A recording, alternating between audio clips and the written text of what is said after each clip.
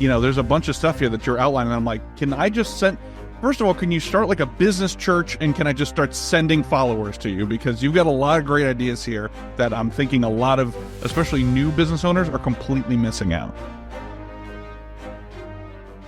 Hello, everybody, and welcome to another episode of the Thrive and Prosper podcast. I'm Zach Ritchie. Today, we have ourselves another fantastic interview lined up with not only a brilliant mind in the world of business and entrepreneurship, but also someone who has actually gone through the Fund and Grow process and really, in my opinion, is the textbook example of how you should be using business funding to further something like, let's say, real estate. So please welcome to the platform, open your ears and your mind for Mr. Paul Graham from Investor's Guide to Joy. Paul, thank you so much for joining us on the show. Yeah, I'm excited to share my journey, in a lot of ways, my tactics, mindset, business, real estate, right? I actually just co-authored a book with Kevin Harrington, if you're familiar with who he is. Yes. He also is a Fund and Grow guy. And it's just incredible to, reflect on just my journey specifically these past 3 years, but even these past like 6, and appreciate the opportunity to do so, because this will be a heck of a lot of fun for me, and really hope it'll be fun for people too. The best textbook, they ever read, right? That's the hope. That's the hope. So you mentioned the last 3 years, last 6 years. Let's go a little bit into the origin story of how you got into where you are now as a business owner. Yeah.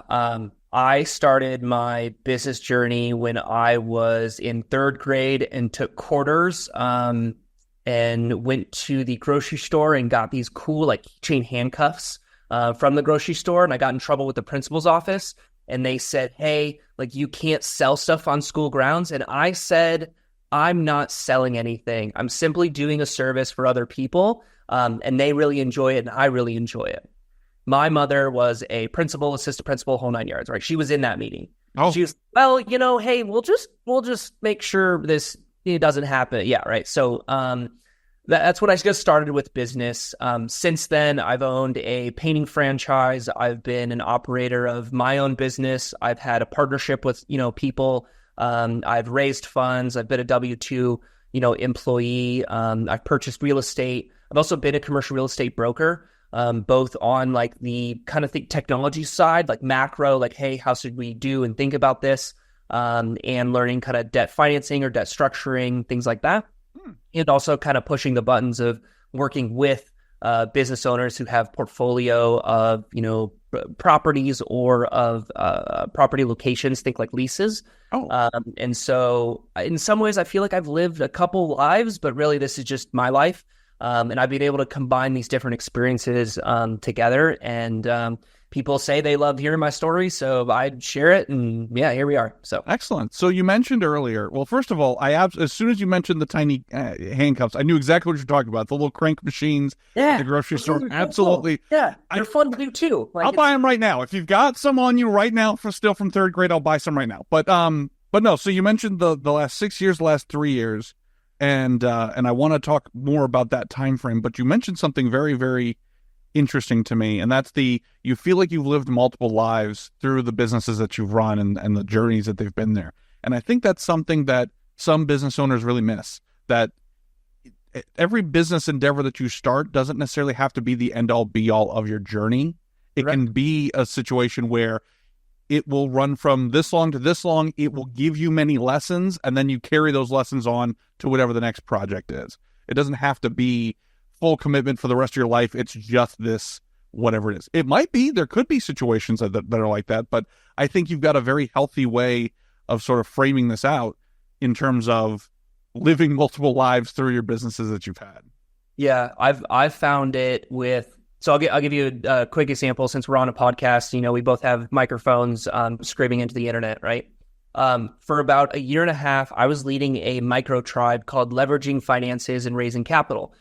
This is in the GoBundance type community. It's an amazing community of entrepreneurial type people looking to just expand all areas of their life, right? Certainly finance is one of them, but once you make a bunch of money, like what the hell do you do with it, right? Or are you also having the goals of like calling your, uncle like 5 times a month, right? Because you really want to develop a relationship with him, or you have 2 daddy-daughter date nights a month, those kind of things. Again, holistic, right? that I was like, I can't do a podcast. That's too much pressure. That's all these emotions and things, right? Right. Ultimately, what I simply found is this. And so quick things I'll share on it is to say, I had a commitment to say, I'm going to do 40 podcast episodes. It's going to be difficult. It's going to be fun. It's going to be exciting. I'm not going to know if I like it or I don't, or like all this stuff, right? But after 40, I'll change and tweak. Well, right now I'm at about 30 of like episodes that I've done. And I'm already like, no, I want to change it to this and this. I've changed it to going from people's guide to like joy, to be a lot more tactical and say, hey, as an investor, how would you go about if you only had 50 grand of like semi-liquid or liquid capital, right? If you had 250, if you had 500, would you invest in syndications? Would you do something like Fund and Grow? Those sort of aspects, and get really hyper tactical for three types of people: investors, capital raisers, and tax professionals. And I freaking love it, right? And part of this is also to say this journey on this idea of something I've healed, at least within myself. I've done 75 Hard a couple times now in the Live Hard program. I've done Project 50, and those things help me get my confidence and recognize that the most exciting, enjoyable, incredible, wonderful things that I've experienced in my life have been unexpected. And so as someone who's incredibly analytical, you look at StrengthsFinder 2.0, my top skill is analytics and being analytical. So I love Excel spreadsheets. Like, if Excel spreadsheets was like a teddy bear growing up, like I'd sleep with it, right? Never want to let it go. But it's meaning to say, like, you can't predict what's going to happen. And in some ways, we'll talk about that today in terms of some of the property I invested in and how that furnished and things like that. Like, I've gone in and out of, opportunities that went well and some that didn't go well. And I had one that absolutely blew up. And I actually went back to get a corporate job. Oftentimes I believe in the different mastermind groups or things that I've been around, especially when you have a bunch of credit. It's like, oh, this mastermind's only 10 grand. And you're like, well, I just got 100 grand from Fund and Grow. Like, what's 10 grand, right? Right. And it'll totally pay off, right? You have this blind optimism, which is amazing being an entrepreneur, but also being the, realistic kind of tax collector, right? Where it's like, hey, you said you're going to pay this off in a year. Like, where's the money? It's like, oh, well, I'll make it in 2 months. Well, the facts don't care about your feelings, right? They don't Right. care about your drive, right? And so having those recognitions of just simple, if it's humility or budgeting or I don't know, call it 12 different things, to then recognize that it's not only getting business credit, but it's recognizing what is it for? How are you developing safety nets and different levers? I have a 5-lever process of if stuff hit the fan, in terms of making sure that I was able to pay off cards or, real estate, or if the real estate wasn't performing or things like that. Because ultimately I've heard way too many stories of individuals who over leverage themselves, typically at about age 27 to 30, probably a reason for that. But it's to say that I didn't want that. And so that's an identity that I didn't want. I did not want to be a podcast host, but ultimately found I was able to do 40 episodes. I did not want to have the identity of, going into bankruptcy. Therefore, I ensure that I don't. So that identity piece is huge. And it's to say it can just be a jacket, right? We could put it on, we could take it off. But it doesn't have to be something where it's like, think Spider-Man suit, where it's like zipped up, like onesie, like you can't get out of it and you have to like put on this mask. Those type of things are challenging, both emotionally, from the sense of mindset, and, financially, career-wise, all these things. And so that's just been, my reflection story of like how to go about as you are growing or changing or investing or, developing, where you don't need to be this person of like, oh, I'm a house flipper. Right. You can't be someone who flips houses. Like, there's doctors who also flip houses. But that, sort of just recognition, if you will, that's helped me at least emotionally just like bring the walls down and be like, oh yeah, I can buy this one house and let's see how it goes, right? Right. Not like, oh, again, Fund and Grow kind of conversation. Oh, with these funds, I'm going to buy 17 houses. Like, does that align with your ideal life? Like, what are you optimizing for, right? So Right. just a couple of things I've really found through my journey. So let's talk about, really the nuts and bolts of both the real estate element of your career and, Sure. And in turn, coming across Fund and Grow and how we sort of tied into that. So walk me through what got you into real estate and how these like projects first started coming together. Yeah. I really got into real estate. I owned and operated a residential painting business when I was 18 and 19 years old. At the height of it, I had 15 employees. And I only say that to just congratulate myself. And like, that was freaking awesome. Right. That's incredible. Yeah, I agree. What I really found is that I loved physical assets because I can look and I can touch them and I can control them, right? That was something that I've healed over, a span of time. And, I can also talk about the different types of investments I've done, I investments, we investments, or even like greater impact type investments. But initially it was just that physical piece. But I found that service-based business to real estate was, I can't sleep and make money, right? So shorter story to say, I then got into technology also because, being in tech, good, silly W-2 salaries. That then meant I could buy real estate. I understood my debt to income ratio. I understood what personal and business credit was, right? And that's another advantage of having business credit, right? It's not shown on your personal, right? But that doesn't mean you could be careless about it. And I also say that because I was a little careless about it.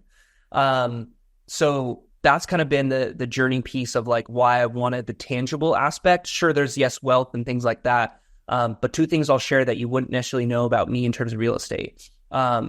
I wrote a best practices kind of book of sorts of commercial real estate brokers. And I spent the first year out of college talking to 1,500 commercial real estate brokers. I was at a software company, basically, providing them a service. And then I went into commercial real estate. And I learned that I love investing in it. But by golly, working with buyers mainly buyers. Buyers are liars. That's the best thing that I learned from my managing broker at SVN, at Denver, SVN commercial. And working with sellers was sometimes a challenge. And just meaning to say that like, I liked working with myself in terms of investing and selling. But the other piece was then, again, this concept of types of investment. And again, just as I let go more of control, trusted myself and trusted others, I did less investments of myself, right? And I did more we investments. And that's really just how I got involved with, fundraising for oil and gas syndications, great for high income earners to offset taxes and cash flow. And then lastly, it's also this idea of not just investing for income, but also investing for community impact, right? Oftentimes people buy that house to then jack up rates and then kick people out so people can't, come in. And I've seen how my parents have smiled more in the past 3 years than I have in my entire life because of real estate. And I invited them along the way. I've seen how communities have, gotten closer and tighter because of, impactful real estate. Yes, there's profits, but again, it's this idea of, what are we optimizing for? Sure, you could totally optimize for income and cash flow and things like that. But I've just had this like different perspective. There's even a faith perspective of like, do you tithe based on your income or do you tithe based on your net worth? All the different aspects of real estate where it's like, it's not just tenants, toilets, and termites, right? There's a lot, more I believe there is to it, but that's just been, my journey and what I've experienced and felt and found. Excellent. So let's talk about working with Fund and Grow. So obviously, we basically began building business credit options for you around 2021, I believe. And from there, you went about it, like I said at the very start of this call, you went about it the way that I always have tried to implore to other clients of ours, which is not to necessarily put all of your eggs in one basket of, I'm going to use this business credit that's just come in, this new avenue of capital, and I'm going to go invest in 100 properties and I'm not going to worry about tomorrow. You went about things differently. You already had your foot in the door for some of these properties, and you were using the business credit to not only bridge some of those gaps, but also to cover your cost of basically filling out those houses, decoration, the upkeep, the flipping kind of aspect and upgrading. Yeah. So talk a little bit about that. Yeah. So the first piece is something that I don't think people typically, go after, right? Before you do a Fund and Grow, before you buy a house, what do? You learn how it works, what the timelines are, what the expectations are, things like that. I was scrolling through, emails to, prepare for this call to give the most value to people, and found that I had conversations back in 2018, right? We ended up doing some personal stuff, which is just a complete hack all its own. But more importantly, in February of 2021, having conversations and, starting that and facilitating that, that then allowed me to then say, hey, as I buy, this property or these properties, what do I need to know? Oh, hey, there's that 6-month seasoning piece. Okay, well, how much could I, kind of use the cards between now and then? We don't know how much credit I'm going to get. We have a good gauge, right? Because of, the experience you've had. But how do I, risk mitigate, right? Do I buy that $800,000 property or do I buy that $400,000 property? Like, how much cash am I going to have on hand? Am I going to have to pull one of my levers of my life insurance policy cash value, or get a loan on a stock collateralized loan on my stock portfolio, or liquidate some of my 401k, like all these different things that proactively understanding like not only how it works, but when things like come to be, as opposed to just assuming or thinking like, hey, I'm going to get $100,000 right now, right? As well as removing ego to say, oh, you do up to how much? Oh, for sure, I'm totally going to get that. Like, there were totally some times where, like, I mean, I applied for a business card myself, and I think it's American Express, where they gave me a limit of $2,000, and this is after I had some limits of Amex of $35,000. And it's like, what do you mean $2,000? Right. That card is actually used for housekeeping for one of my properties. I have to pay the damn thing like 2-3 times a month just to like keep it going. Now it's a business card, so it does have like, continuous, but like I can't have that get denied. That's not good business. So it's a comical thing. So proactive piece. I got into the real estate for my own capital, and then used it, like you said, in terms of furnishing. One asterisk I'll give it with furnishing, I mean, it's just like with credit cards, right? It is credit card. It's then to say, like, what's your budget in terms of furnishing? There were totally some things that I did not need to put in some of these short-term rentals that I thought were just super cool, that I wanted to do, right? And so recognizing and having the discipline of having budgeting and debt consolidation metrics and boundaries is important. So I'm truthfully like a big advocate of doing something like Dave Ramsey, sort of understanding like where your budgeting is, and get used to not having credit cards and not having this untethered abundance mindset. And abundance mindset is powerful to be able to transform your life. What I have found is that what I initially, actually it was kind of the second sort of part after I had the second rental, because I purchased 2 properties in 2021, one in April and then one in December. The December one was from selling another property I had, right? So I was already planning on that. But once I got that second property, it was just kind of like, oh yeah, this is so great and fun and easy. I just do this, this, and this, right? And that is the utter mistake of path that you go down, where that's, bad business credit. Not that the credit's bad itself, right? But like your use of it is bad because it's not tied to ROI. This is not a personal credit card that you're going out and buying new shoes or whatever your vice is or whatever you movie theater, right? It fundamentally should be tied to return.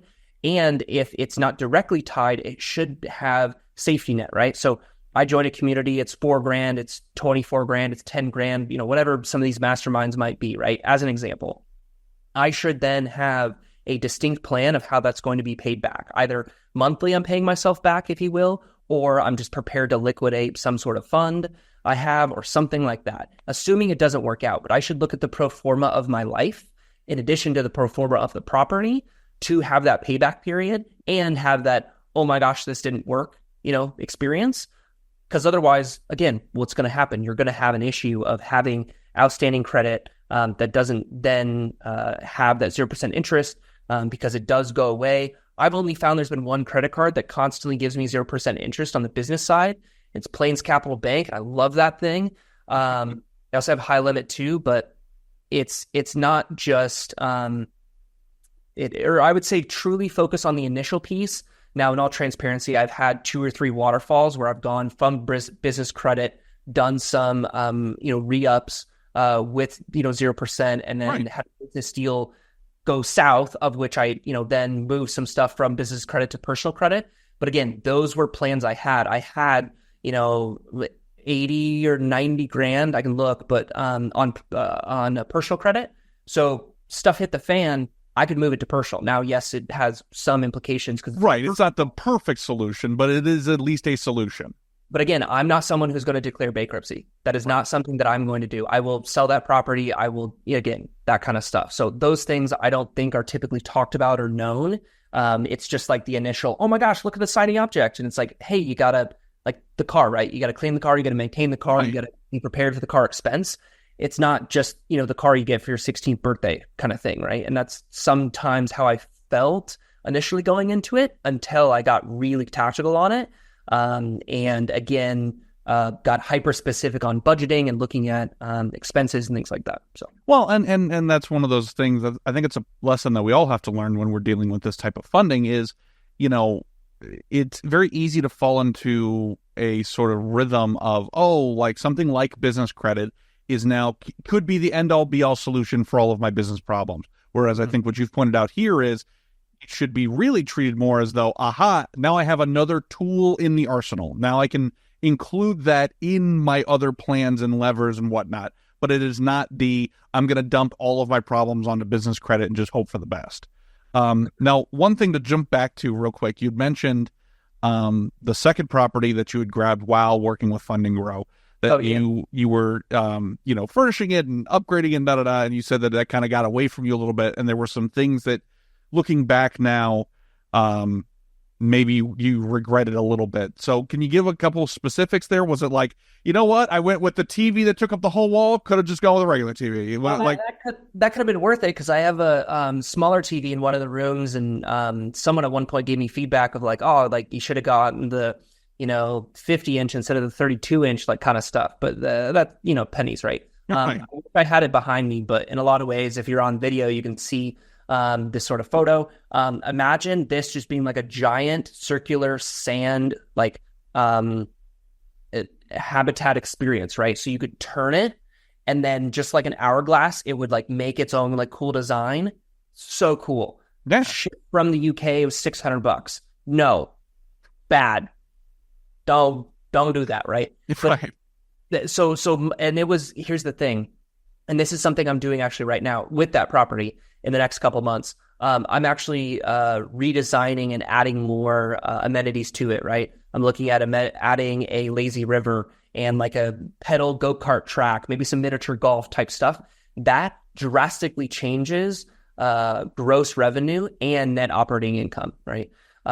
The sand, cool, spinny thing, like call it, I don't even know what you really call it, but just like that thing, piece of art, does not increase average daily rate, right? That does not increase occupancy. So it's also spending on the right things, right? Right. Same with masterminds and stuff. Am I getting in the right rooms? I just joined a capital raising group called Hero Capital. Tim I runs, he's an incredible individual. Yeah. That group of humans is incredibly heart-centered and just so many amazing humans, and the ability to be around people who've raised 100 million, 400 million assets under management, and even being connected with someone who's, created a $20 billion fund. Like that's, worthwhile in terms of spend. Again, there's not direct ROI on it. So buyer beware. You also need to do the work of these, masterminds, not just be in a group. And but I hit these things hard, right? How many members are there? 70. Amazing. I have 70 new friends, 5 a day, right?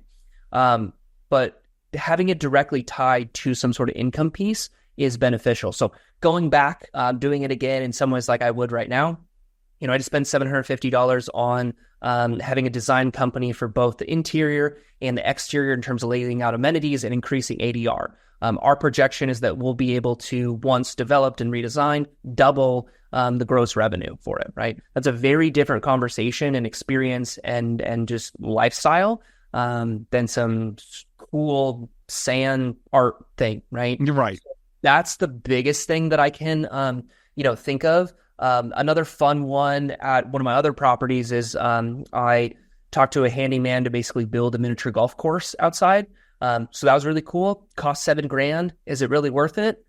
My inner child is so freaking happy and stoked that I don't know if I care. Now, that is also a recognition that I don't care, right? Right. Meaning that's a personal choice. Correct. Yes. Now, granted, that property, because of design and additional amenities, will also double gross revenue. So how much is the miniature golf course contributing to it? I don't know. But also it's pretty cool and pretty unique. So those type of things are important to have some sort of tie to it or have some piece. My experience of being in data analytics, there's this thing called confidence interval, right? And so it's not ego, because I have a good ego, don't get me wrong, but it's confidence interval to say with data, how likely and certain am I that something's going to happen, right? For statistics, typically it's 90% or 95%. So by looking at, comps or just, again, whatever data points, how reasonably certain are you that it's going to happen and that you would do the exact same things to kind of get the exact same result? Especially when you're underwriting, looking at comps, for rents, purchase price, ARV type things. That's really when it's going to make sense to use business credit to do business things and not buy things because you have a business card. I also got, it's coming to mind, so I'll just share this. I also got into a mindset of, that'll be a write-off. Let me add this expense. It's so much easier to spend money than it is to make money. And so at one point, I actually realized having business credit was not beneficial to me, not because of the access to it, but because my mindset was more focused on spending money than making money. And so I then went through a process of auditing my cards, having this mindset shift of no more spending for the rest of the year. It's not, all this stuff, right? And I turned down some amazing opportunities. And what I found, again, was just I was more focused on myself and what the intention of the business credit card was for, and not spending it personally, but it was on a business credit card, right? Again, the difference between, in my opinion, an amazing fun and grow experience and someone who's willing to talk about it because they, had that ability to leverage into good, equitable return on investment type of, deals, equity, cash flow combo, or no, it wasn't a, fit for me or not good or something. And it's well, was it not? What were you actually spending on? What were you expecting, right? Again, miniature, I could write it off, $7,000, bye, right? Again, I think it helped. I just don't know how much, because there's not that much data on it, right? But right. That's hard to quantify, unless a buyer or whatnot came to you and was like, hey, I only got this property because I got to be king of miniature golf. Then you'd know. But other than that, it's well, it helps to give it an interesting hook that a lot of other properties wouldn't. Exactly. Yeah. And then really separating your emotions from the actions and understanding your intentions. And this is something I talk about, kind of on my website, right? Those sort of mindset pieces of what are you optimizing for? What is your investment thesis? Do you actually want to have 20 properties, or do you really just want to have enough cash flow to, have passive income for financial flexibility, right? Right, and live comfortably or whatever the goal is. Right, exactly. I could tell you 5 different debt funds or even oil and gas. Our last fund was getting getting 31 to 38% annualized returns for completely passive growth, right? There's no tenants, termites, or toilets, right? You go to a mailbox, legitimately, it's truly passive. That's to say, oftentimes I've found through investing, and this is just something I'm passionate about in terms of education, there's different ways to grow and scale your income. And oftentimes I believe we only invest in multifamily or single family houses because we've lived in one. And so then we're kind of experts of sorts in them. And right, that's our experience, and that's where we're coming from. Exactly, right? But I mean, the same thing could be true, and I don't know if someone's done this, but I've looked into this of buying a newsletter, right? A newsletter could be, 10 to 40 grand. Maybe I use Fund and Grow to, purchase that business. Now, granted, concern, because then are you going to make enough to pay that back, right? So it's again, this balance of, what are you optimizing for mindset-wise, keeping your values and your intentions and your future vision in sync, keep your budgeting in sync, and, doing the work that actually produces results, not just hoping they come. And that's something I've learned too. And a lot of business owners have too. It's just what do you mean people aren't calling you? It's well, are you talking to 5 people a day? No, but I put 2 signs out. Well, amazing. Also, your habits and the tempo of those habits are not aligned with the outcome you desire. You need to make 20 grand back in 12 months. Start talking to people. So having that planned and having that season 2 to be hey, when I start Fund and Grow, I'm going to dedicate this amount of time, or this is going to be the one way to, pay it back, or things like that. I mean, in a lot of ways, it is a short-term hard money loan that you have the underwriting ability for. And so if you aren't having that level of rigor and return, like that's when you spiral, honestly. Right. And that's a great way to look at it, honestly, is to look at it like you're your own underwriter at this point. Now, in previous interviews that we've had with business owners and things like that, we've tried to keep things, motivating and optimistic and things along those lines. But one thing that you and I mentioned a little bit beforehand here is really dealing with what happens when stuff hits the fan. Like what happens how do you plan for the unknowable or surprises? So at one point you mentioned that you had a couple projects that went sideways. You had to go back to the job market to kind of bridge that gap before, being able to really fully function as an entrepreneur once again. Talk about that, because I feel like that's something that nobody talks about. That it's something where it's like, you don't want to even... Let me bridge this metaphor here. You put it perfectly right from the start when you said that when you first looked into Funding Grow, that you said you didn't look at it as, oh, I'm clearly going to get 250, so here are my plans for 250. You went, okay, whatever I get, I will have some kind of plans for, and I can use this in some way.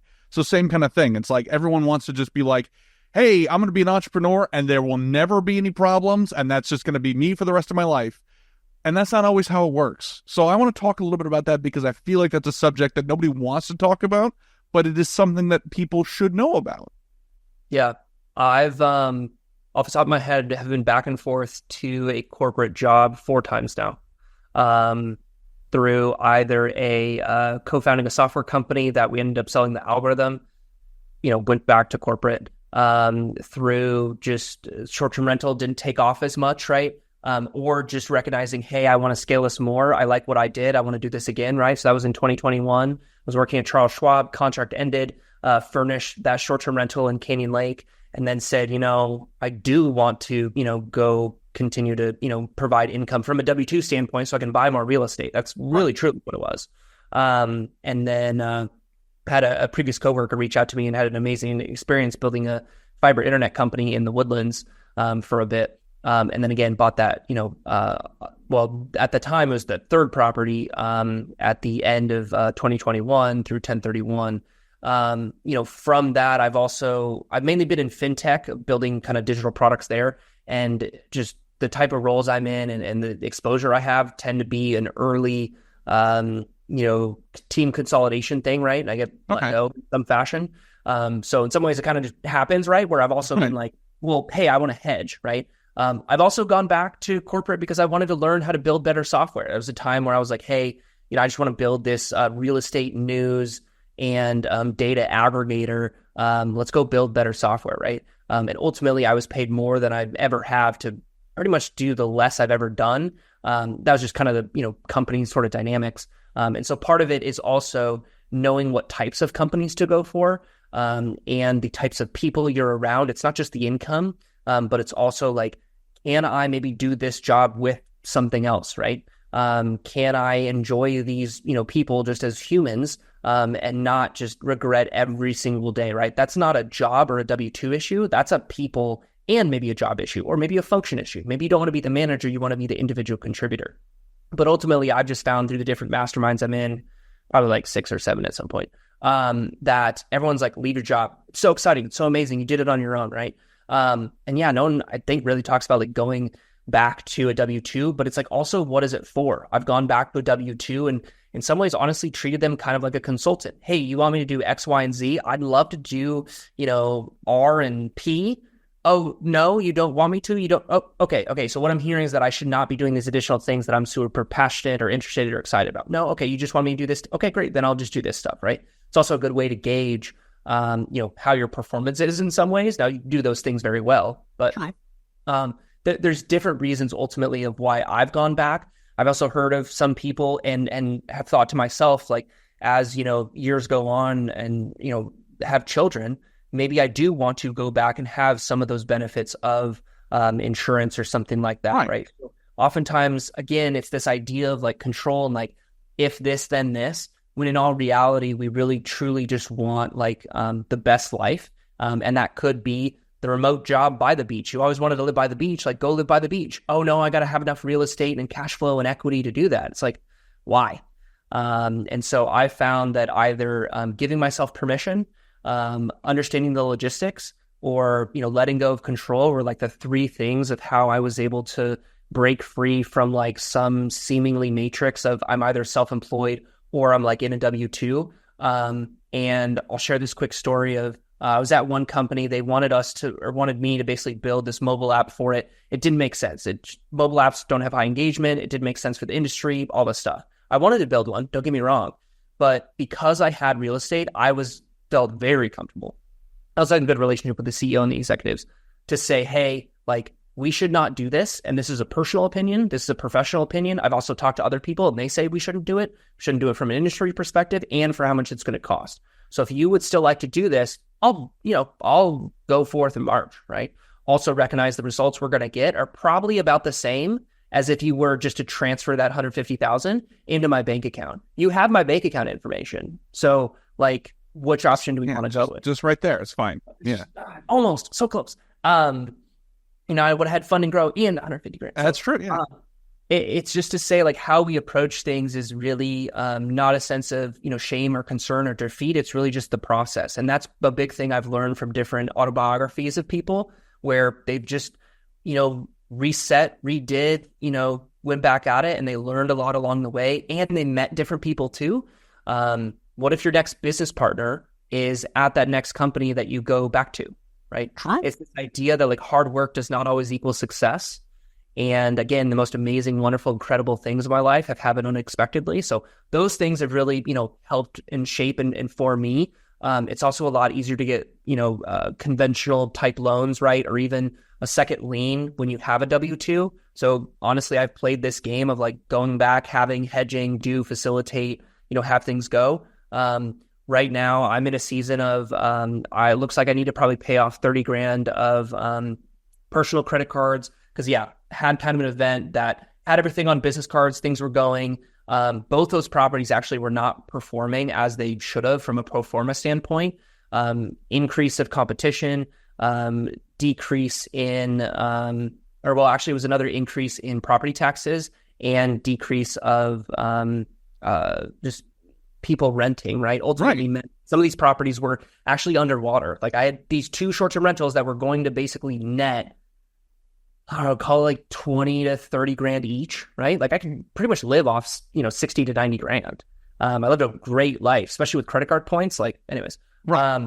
But those weren't, doing well. So I'm in a season now of, leveraging. I actually might go back and, look at getting a position to then have the W-2 to do these things, to pay off, some of these personal cards because I took things from business credit to then leverage 0% on personal credit because the personal credit cards will always give you 0% at the end of the earth, right? Right. Business won't.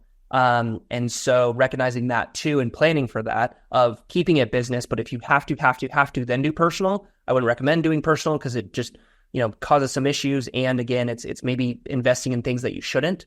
But by paying down 30 grand, I'll get my score up, I'll get these cards up, what have you. And then I'm looking to, re-engage Fund and Grow because of that experience and opportunity to redesign and develop again on one of my properties that again, that one by putting probably 40 to 60 grand in it, I'm just kind of ballparking, we're able to take gross income from that property from about 70-ish. We feel very confident that we being the short-term rental management company would do 150 plus, meaning that I would, instead of netting kind of like 5 grand of sorts, even though I was thinking I was going to net like 20, I'm looking at potentially netting a minimum of 50, and that's including management costs and things like that. So 1 year payback. Again, I have other levers, so it's not like I'm only investing right. property to do this stuff. So just to share kind of where I'm at, what I'm thinking and what I'm doing for when and how and why I might, go back to a W-2 or have gone back. It's really just a strategy, just like Fund and Grow. Hey, by having this job, I then have W-2. It's a lot easier to buy a business or to buy real estate, right? Hey, with Fund and Grow, I'm able to do these different things. It's again, just, a lever and it's a game and there's not failure, right? Like you can go back and do these things. It's not permanent. Even bankruptcy, I think it's like 7 years, like you get your life back. Granted, don't advocate for that, but there's very few things in this life that are permanent. And so, being able to have that resource is doing it and taking that, I guess in some ways, risk. But to me, Fund and Grow wasn't a risk. It was a sure thing. I was just unsure of myself. Right. When I initially signed up. So, well, and to kind of put a bow on the idea of like drifting back between the W-2 and just being full blown self-employed. Yeah. You pointed out perfectly. There is so much pressure by so many right at the jump of like being self-employed, of like, no, quit your job and just fully commit to whatever this project is, and all of your dreams will come true. There's so much pressure. Whereas, like you put it perfectly, a W-2 could just be basically like a consulting gig, if you look at it the right way. Of just like, hey, I'm just drifting into this. This is going to allow me to, have the steady income. Like you said, this could make acquiring certain loans a lot easier, or whatever the case may be. And then, okay, great. That was 6 months, a year, whatever. Wonderful. I can jump back in this, put this hat back on. Now I'm back to being full-time self-employed. It doesn't have to be this like giant, things didn't work out like you wanted to, and it's a failure, and now your tail's between your legs. You got to go crawling back to, the 9 to 5. No. It can be just a simple middle step to a larger project in the near future for you. And I think that's just not a mindset that a lot of people share, that it's all that pressure of it's got to be 100% self-employed or it's a failure. Yeah. And it's definitely the intention of it. Part of the reason why my brand is called The Investor's Guide to Joy. It's this concept of, yes, sure, have the cash flow and have the equity, right? But ultimately, like, what are you optimizing for? And, by going into, say, a W-2, I went to one again because I wanted to learn how to build better software, right? You could also go into it to be like, hey, I'm going to be there for 6 months to 18 months to get a couple loans or to consolidate debt, or I really want to, maybe have children, or I want to go on these amazing vacations. Like those are all like amazing options, right? And ultimately that why and that intention has fundamentally helped me and grounded me, so that when I'm maybe in that 9 to 5 and I'm like, man, it was so nice being that, self-employed person. You just like daydream of the utopia and you only remember the good days and not the other days. That again, it just puts into perspective where it's like, well, maybe I actually need to take time off, right? Or go on that trip, or, do these sort of things. One of my favorite things was, and I'll tie Fund and Grow to this as well, because it's just so true. Because for context, I furnished almost 7,000 square feet of 2 properties. And, joined some masterminds. I think right now, business wise, I have like, in total, credit, I have about 300, right? That's including some personal too. But it's just to say, like, I have a lot of credit card points. Awesome. I took a 1.5-week trip to Greece with some friends, last year, and, I was still employed, right? I just took time off. They're like, yeah, go have fun. It was like, what the heck? Like, okay, so I basically used Fund and Grow, the points I got from, the Fund and Grow expenses, use that to then, fund the trip to Greece, and got paid because I was still, working, right? That's also to then say, again, kind of back to Dave Ramsey or Dave Ramsey adjacent, like not using credit cards and spending just to get the credit card points, because it does not make sense in any way, shape, or form. And I say that because I had that experience of, I just like get more flights. And it's like, yeah, but you spent $4,000. Like, again, it's easier to spend money than to, save or invest. Yes. And that's kind of the other thing too, is like investing in things that are more the surety and the quicker return on investments. It's not using the $50,000 to go into a 3-year syndication, right? Like that's never going to pan out because they're not the same, right? Like the returns are the same. So there's different like risk tolerances and this idea of investment thesis, where it's going to cover the cost of the delta and the principal and the interest, like sort of aspect in that amount of time, to really consider. But yeah, it's been a fun journey, just whether it's back and forth or up and down. Like it just has been what it is, and I'm just again dedicated to whatever's required to get where we're going. So we talked about, being the entrepreneur and self-employed, and there is a certain amount of ego needed to make those kinds of moves happen. And a lot of times, especially in the early days, you're kind of the one-person show in terms of you got to be your own advertising team. You got to be your own everything in order to get things going, because you may not have the capital to start like putting a team together. Now, outside of that, looking at like, what about things that shouldn't be just the responsibility of the sole owner? You had mentioned before our call, wishing that you would finance an interior designer for the properties and hiring a bookkeeper sooner. So I want to talk a little bit about that, of like looking back and going, like what happened now that made you go, I wish I really had like this Justice League of, people who were around me that could cover these kind of things, like a bookkeeper officially, or an interior designer. What were these moments that made you go, I wish I had these people on my team sooner? Yeah, and I'll just share that, like, during the height of some of this, I was, full-time employee, running a business with, two business partners, again, for the oil and gas fundraising. I also have 3 properties, 2 of which are short-term rentals that I have some of the management duties, leveraged out. And I was exhausted. Like, I would take naps in the middle of the day. And again, it's this idea of like control. As well as this idea of like this expression of like the man in the arena. So really what I found, the difference between myself of someone who could hire, again, when I was 18, 19, I hired people even twice my age, right? It wasn't that I didn't have experience. And if you don't have experience, okay, too, you'll learn. And there's a lot of ways to like go about hiring. But ultimately it's having initial intent, having the education, and then just taking that action and seeing how it goes, right? So that would definitely be something to this idea. Dan Martell talks about it, of buy back your time. I, right now at this moment, have a bookkeeper. I have a SEO/marketing specialist who runs my website and, YouTube and just all this stuff. I have a podcast editing team, and I desperately need an assistant. And that's something I'm looking of, like, who's the right company? What's the right cost? Like, do I need someone to kind of do 20% of the work, or do I need someone to do 80% of the work, right? Outsourced virtual assistants have been, really beneficial to me. And I've also recognized that it may be my responsibility, but it also could be my opportunity to hire someone. You need a source of income. I need a source of income. Could I be the source of income to other people? What if I'm denying someone's great life that they could live within my company, doing some of the things we're doing, providing for their children, and I'm denying them that? Like, it's the same thing with information, right? Denying people and sharing like my story of how I've been able to sextuple my net worth and have this cash flow and fundraise, and even with Kevin Harrington, book being released and whatnot, like those things are so impactful, and I don't want to deny people from that information, that education, or that income. And so really the change was decision, right?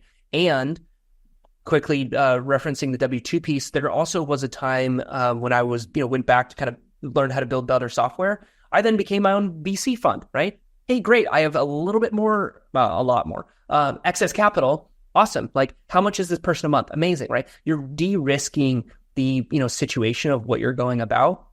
And so that's another way to go, about it, right? AI is also, an assistant or that kind of opportunity. But fundamentally, I initially had to let go of control to then get educated, get information, and then go about in hiring. For me personally, I wouldn't use like fund and grow type credit to hire someone, because there's not a guarantee that they'll return. I'm even talking to someone right now to run ads for us. They have experience of running $100,000 a month, ad budgets, right? And we're going to do like 5. It's just like, I should pay that with cash, right? Because I don't want to have this, again, delusional utopia and optimism that it's going to pay back. It could, but it also could not, right? So having that delineation is important. So I would recommend, yes, 1,000,000% get and hire talent, even if it's for just 6 months, call it that, right? Hire the best people you possibly can to get stuff off your plate and have them go 80% of what you need. Don't just like give it to someone who like takes more of your time, right? But give someone who can truly empower them, bring them on to kind of your team, right? And don't just keep them as like a transaction. I believe we should, encourage and empower people and bring people along the way. But I would absolutely do that. Because again, I was just doing way too much. It took me 2.5 months of probably spending 20 hours a week from January to March of this year doing my bookkeeping, because I have context. I have 19 cards. I have 3 properties. We got this business. I have my personal stuff. Like, just it's too much. It's too much. Too much. And people are better at it too. So right. Yeah, bookkeeper, especially with Fund and Grow, I would recommend it. Even if it's just, hey, like, a week a quarter or something. The easiest way to go about it, for sure. Now, I this is getting into the weeds a little bit. We don't have to go super into it, but you had mentioned that you would, when you were doing your initial, upgrading to these properties, you were kind of doing it all yourself, the sand art piece and whatnot. That you had done it for like basically like 2 years kind of on your own, and they, properties did okay, but then it in early this year you actually got an official interior designer, and you said that it was just like a huge difference, because again, I see it from the perspective of, if your strongest attribute personally is your ability to analyze information and make sense of it, that may not be the same kind of skill set as like what is going to be the most common, approved design layout that like the majority of the public is going to like versus what you may like. Yeah. And so it's one of those things that I think we can take a bigger lesson from, which, and I've talked with plenty of business owners that struggle with this, is it's sometimes as straightforward as it can be to design something, to plan something, to invest in something that you yourself would enjoy. That isn't always the best call for your business. Sometimes it has to be outside of yourself. For sure. And so I feel like that's kind of what happened with the interior designer a little bit. Yeah, they're the experts who talk to 1,000 people who spend their time being obsessed with that stuff, right? I don't even 20 minutes being like, oh, that'd be kind of cool. Like, let's do that, right? And again, it's done well, but specifically where you're talking about with the Canyon Lake property, the one I bought in April of 21. So I actually partnered with someone locally, and we did a co-host model. There's a difference between someone who does the best and someone who does their best, right? And so for the past couple of years, again, the thing's gross like $50,000-ish. Right. And, we went in, did design, increased occupancy by 4 people, put in the miniature golf. This year, we're projecting to hit, I think, like 108, again, double, right? Wow. And so, I was still paying the management fees to different companies, right? But again, there's just that difference. And so that's an important thing for business owners. And something I learned when I had my painting business is to always get 3 quotes or have 3 conversations, 5 ideally. And if you're not willing to have and get 3, then you shouldn't do it, right? By talking to 3 different interior designers, I probably honestly talked to like 8 different ones, specifically in short-term rentals. Some of them were like $4,000. Some of them was just like a mom who like da-da-da. But the reason why this one was so valuable is because they had stake in the game, right? They were not only going to design it, but then we're also going to manage. And if the property wasn't profitable, they don't make money, because the cost is always paid first. So it was a great alignment of things. This other design piece is kind of the same thing, right? And again, that was $750. And so, yes, that's an expense, but again, it's the right expense. And again, it's recognizing what's the right and wrong expense. And I'll tie this back into like initially when I was signing up for Fund and Grow. I think it was like, I don't think prices have really changed that much, but I got a coupon. And I was like, okay, fine, I'll do it because I have a coupon, right? You got to be careful with that logic. But it's simply to say that I recognize that without this, I would be worse off than with it, right? Even with 50. And so I was like, you know what? If this doesn't work at all, you got to spend money to make money. And at some point you lose $1,000 to not lose, $1 million type thing. So I've had an amazing experience. Again, I've covered my bootay. When I went back to one of my W-2 jobs, I also went and got a personal loan as well, because that meant I got $50,000, and that was over the span of like, I don't know, 5 years or something like that. Sure, it was 7% interest, but again, it's just like having these backup levers and intentions is absolutely imperative. And again, that was like a savings, oh no moment, and I actually needed that, so I'm really glad I did that. But, having those levers is important. And again, it's this idea of like, kind of fear. I was kind of fearful of doing these design, but look what happened. Double, right? Right. Sometimes the risk we take is our own ego and our own control, and also not spending on like the right things or the things that could most likely produce, those sort of returns. So let me ask you this then. And this is going to kind of tie into Investor's Guide to Joy. Cool. We've had plenty of, people who are involved or looking to get involved with Fund and Grow, clients, like all kinds of stuff. This goes all over the internet, these episodes. So what is the, let's take the bird's eye view here. What is the big advice that you can give to someone who maybe is looking to make that step and really become an entrepreneur and really start trying to put together what they're being called to do? What is your big advice to someone, maybe even yourself when you were first starting out? What is your big advice to someone who's trying to become an entrepreneur? Understanding the difference between entrepreneur and like intrapreneur, right? Like you could have those tendencies, but not want to take on that level of risk.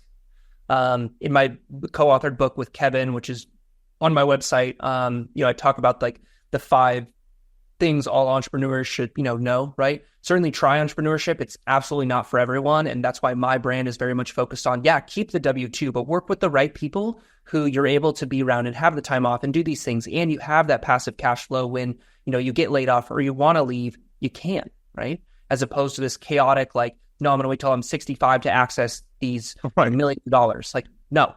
So that's the first thing I would say. And the next thing I would say is like, for what? Is it for the income? Is it for building things? I love Legos. That's why I love building software, and I love connecting people and capital together, which is why I love fundraising. And I love educating because that's what my mom did. And I really saw that and I loved that. And seeing how people grow and transform is really exciting to me because I love when I grow and transform. And that's why I love entrepreneurship. But Elon Musk had some quote of like, entrepreneurship is like willingly like eating glass and getting no sleep or something like that, right? Like this is not for everyone of true entrepreneurship. Now there is the, hey, buy some properties, have some cash flow, and then I can kind of do whatever I want. I'm thinking more of like, do a software company where you don't make any income for like 8 months or whatever, right? Right. Or go 100% commission based. So there's also those kind of things of like what type of entrepreneur, because I believe there's a difference between being an entrepreneur and being an investor. I think there's also a difference between being an entrepreneur and being a business owner. And are you a lifestyle business owner or are you a business owner? A business owner, my opinion, should really be a board of advisor or a CEO, or they should hire a CEO. It's not just I have a business and then I want to, stop work early on Friday. If that's the case, that's amazing. That's a lifestyle business. And so you're operating differently and thinking differently, right? So those kind of conversations I'd really have with myself. I also have this on my, website that people can download. It's a 3-year vision and it's very tactical, right? How do I want to be in 3 years for my health and wealth and my tribe and community and all these different things? That's really helped me too. So the advice is really having that conversation with yourself and initially learning about yourself and understanding yourself, and then understanding what does that future and that opportunity look like, and recognizing that you are the best and only you. And so following what everyone else is doing ain't the thing. And that's an important thing to recognize, because otherwise you could run down the wrong paths with the wrong people to then one day be frustrated and want to throw it all away because you weren't true to yourself. But you need to first understand yourself.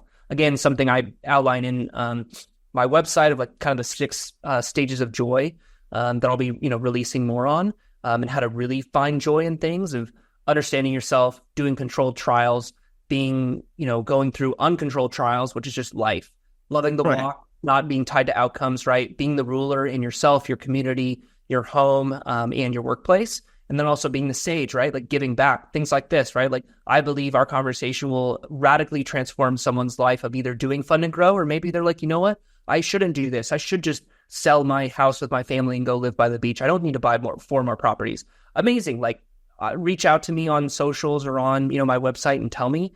Would love to connect with people, especially in the age of AI, right?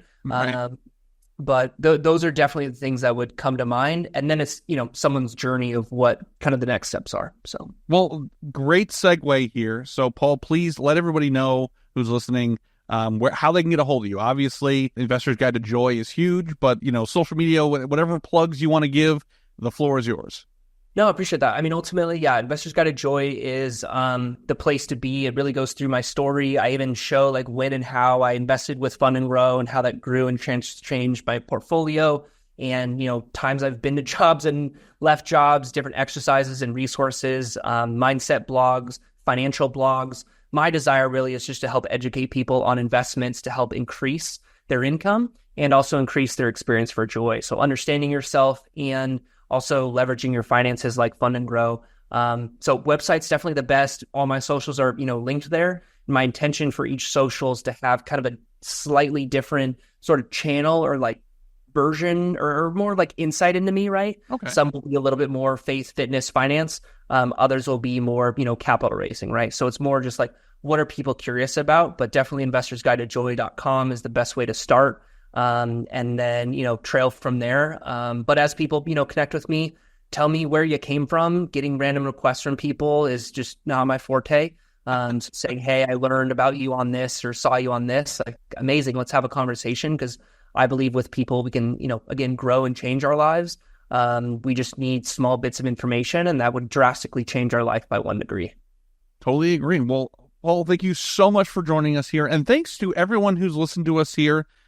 Please reach out to us, reach out to Paul. This man is a absolute wealth of knowledge when it comes to, really looking at this type of career path, this type of lifestyle in a wonderfully refreshing, different way. And I super appreciate your time. Thank you all for listening. As always, I'm Zach Ritchie.